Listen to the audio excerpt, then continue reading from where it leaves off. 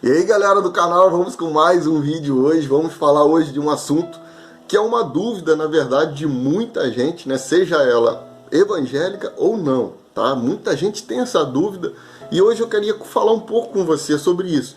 Lógico que dentro de um vídeo aí de 5, 6 minutos eu não vou conseguir falar tudo, tá bom? Isso aqui é papo para mais de horas, tá bom? Mas muita gente tem dúvida de por quê? Como acreditar na Bíblia?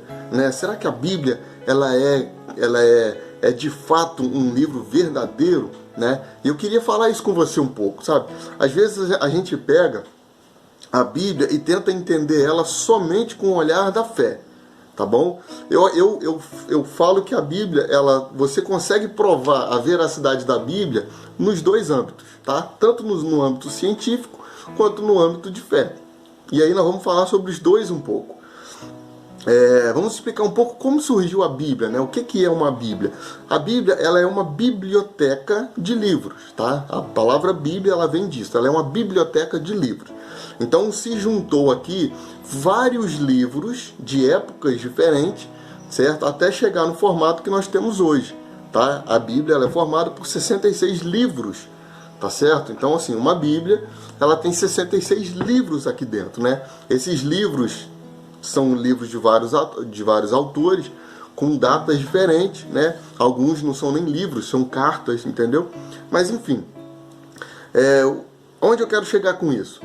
Quando nós entendemos que a Bíblia ela é um conjunto de livros escrito por pessoas que viram, certo? Viram algumas coisas, nós vamos entender um pouco e vamos dar crédito a ela. Vou te dar um exemplo. Se eu chegar para você e perguntar quem descobriu o Brasil, hoje você vai saber responder. Por quê? Porque algumas pessoas viram e relataram num livro. E hoje, através desse livro, nós podemos acreditar quem foi o descobridor do Brasil, né? Ou o que aconteceu quando ele chegou aqui. A Bíblia é a mesma coisa. Aí eu vou te fazer uma pergunta. Você estava lá quando o Brasil foi descoberto? Não. Ou seja, se você acredita no que o livro de história diz, você precisa de fé para isso. Se você não viu, você precisa crer, certo? Então, se eu não estava lá para ver quando o navio lá de Portugal chegou e Pedro Álvares Cabral desceu, descobriu o Brasil, se eu não estava lá, eu preciso de fé. O que eu quero dizer? Tudo é baseado em fé. Tudo. Tudo aquilo que você não vê, você precisa crer. Entendeu? Então esse é um primeiro ponto. Então a Bíblia, o que acontece? A Bíblia ela foi relatada por pessoas que viram a história acontecendo e foram relatando isso, certo? Foram relatando tanto o Velho Testamento quanto o Novo Testamento. Aí eu queria ler com você como que Lucas começa o seu evangelho. Nós precisamos entender quem foi Lucas. Lucas era um médico muito respeitado na época. Tá? Lucas era um médico, ele não era qualquer pessoa, ele era um médico respeitado na época. O Novo Testamento ele foi escrito, a maioria, né, dele foi escrito por Paulo. Paulo ele era um cara formado em uma universidade da época, ele era um aluno de Gamaliel, que era um cara da mais alta, né, corte ali, ele era um professor, ele era um cara respeitado, e Paulo era um discípulo dele. Então as palavras de Paulo tinham um peso muito grande, tá? Então assim, a primeira coisa que eu queria que você entendesse, a Bíblia não foi escrita por qualquer pessoa, foi pessoas que tinham uma credibilidade na época onde foi escrito, tá? Então olha como que Lucas começa o texto dele. Lucas 1, ele vai falar assim: visto que muitos houve que empreenderam uma narração coordenada dos fatos que entre nós se realizaram, conforme nos transmitiram o que desde o princípio foram deles testemunhas oculares e ministros da palavra. Igualmente a mim me pareceu bem, depois de profunda investigação, preste atenção nisso, profunda investigação de tudo desde a sua origem, dar-te por escrito, excelentíssimo Teófilo, uma exposição em ordem, para que tenhas plena certeza das verdades em que fostes introduzido. Entende uma coisa? Lucas aqui, antes dele escrever o evangelho dele, a carta dele, ele fez uma profunda investigação dos fatos, certo? Então ele averigou toda a narrativa dos fatos, ele aprofundou a sua investigação para que ele tivesse a certeza, entendeu? A certeza daquilo que ele estava escrevendo. Aí ele escreve a carta dele direcionada a um Teófilo, né? Tanto é que ele fala, excelentíssimo Teófilo. Teófilo era uma pessoa importante da época, né? Então é que ele fala, né? Excelentíssimo Teófilo.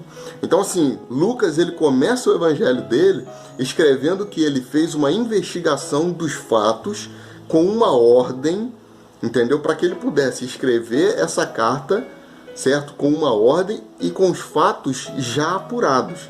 Ele fez uma investigação para poder escrever isso. Então é isso que nós precisamos entender. As pessoas, quando escreveram as cartas e os livros, né, não foi somente assim, eu escutei, ouvi falar, eu vou escrever aqui. Não. Ou eles viram, como aconteceu com alguns dos discípulos, porque Lucas não era um discípulo de Jesus, certo? Lucas não era um discípulo. Então, ou eles viram, ou eles aprofundaram, eles investigaram o caso para poder relatar, certo? Quando você pega o Velho Testamento, por exemplo, o povo, eles viram as coisas acontecendo e eles relataram aquilo que eles viram, certo? Então isso nos dá uma credibilidade na Bíblia.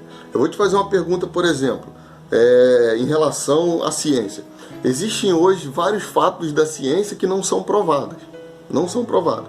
Por exemplo, a teoria da evolução, até hoje, eles tentam provar a teoria da evolução e não conseguem. Não consegue. Por quê? Porque não existe uma prova sequer de algum animal ou de alguma espécie de animal que evoluiu para uma outra espécie. Tá? Não é uma adaptação, é uma evolução. A ciência ela não consegue te provar isso. Não consegue. Só que isso, infelizmente, é pregado como uma verdade. Né? Nas escolas, né? Em vários cantos hoje, você entrega isso como uma verdade, sem prova nenhuma. Então hoje é muito mais fácil você crer na Bíblia, que hoje os arqueólogos, eles provam todas as histórias, as cidades, né, os lugares, os arqueólogos provam isso.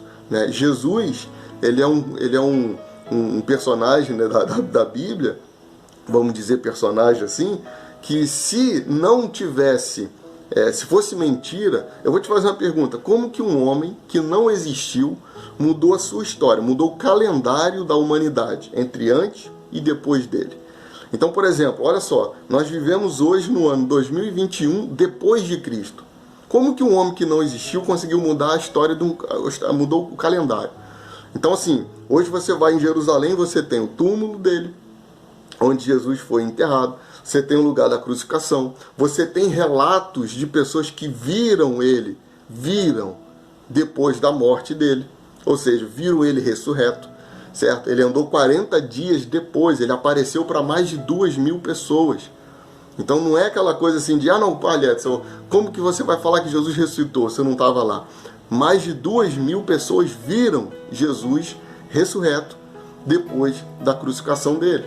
Então, assim, não é algo absurdo, tá? Então, assim, são relatos de situações, tá bom? O vídeo está ficando longo, gente, eu não queria fazer um vídeo muito longo, mas esse assunto é um assunto que dá pano para manga, com certeza, tá bom? Se você tiver alguma dúvida, coloca nos comentários aí também, tá bom? Se você tiver alguma dúvida, Edson, eu não entendi isso, não entendi aquilo, coloca, que a gente vai estar fazendo outro vídeo, ou eu vou estar tentando sanar a sua dúvida de alguma forma, tá bom, galera? O que eu quero dizer é o seguinte, que hoje é mais fácil você provar que a Bíblia ela é verdadeira, é mais fácil você provar isso do que você provar a teoria da evolução, por exemplo, tá bom? Você precisa de mais fé para não acreditar na Bíblia do que para acreditar na Bíblia, tá bom, galera? O vídeo está ficando longo, eu vou encerrar por aqui, mas espero ter ajudado você aí nessa dúvida, tá bom? Um grande abraço para você, fiquem com Deus e até a próxima.